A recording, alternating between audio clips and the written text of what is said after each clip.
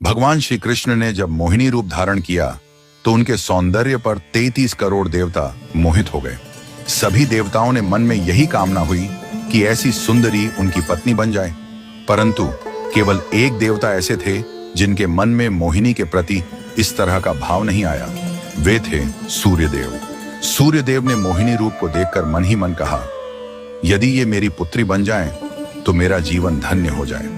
सूर्यदेव की इस भावना को समझकर भगवान श्री कृष्ण ने उनकी ओर कटाक्ष किया और संकेत किया कि उनकी इच्छा पूर्ण होगी। समय बीतने के बाद सूर्यदेव ब्रजभूमि में वृषभानु महाराज के रूप में अवतरित हुए।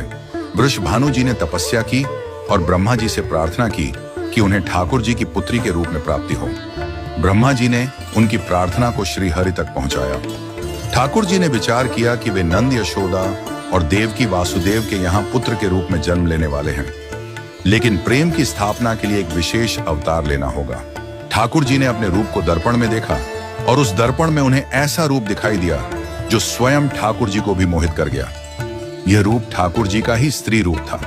उन्होंने इस रूप को स्थिर किया और लक्ष्मी जी के वस्त्रों, आभूषणों और श्रृंगार सामग्री का उपयोग करके इस दिव्य स्वरूप को सजाया।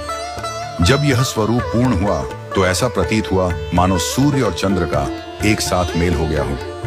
यह दिव्य तेज इतना अद्भुत था कि स्वयं ठाकुर जी भी नेत्र मूने को विवश हो गए। जब उन्होंने नेत्र खोले तो उनके सामने श्री राधा रानी का दिव्य स्वरूप प्रकट हुआ।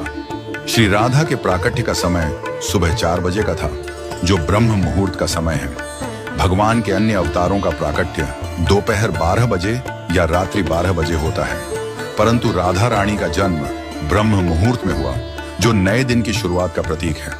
यह इस बात का संकेत था कि प्रेम का प्रकाश संपूर्ण विश्व में फैलने वाला है। राधा रानी के अवतरण पर वृषभानु महाराज और कीर्तिदा माता के घर उत्सव मनाया गया। सभी गोप गोपियां ब्रजवासी आनंद में झूम उठे, लेकिन एक अद्भुत घटना ने सबको चकित कर दिया। राधा रानी अपनी आंखें नहीं खोल रही थीं। वृषभानु महाराज और माता कीर्तिदा इस बात को लेकर चिंतित हो गए।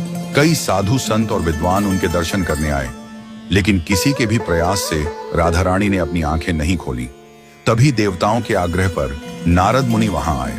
उन्होंने राधा रानी के पास बैठकर उनकी स्तुति की। नारद मुनि ने जैसे ही स्तुति गाई, राधा रानी ने पहली बार अपनी दिव्य नेत्रों से नारद मुनि की ओर देखा।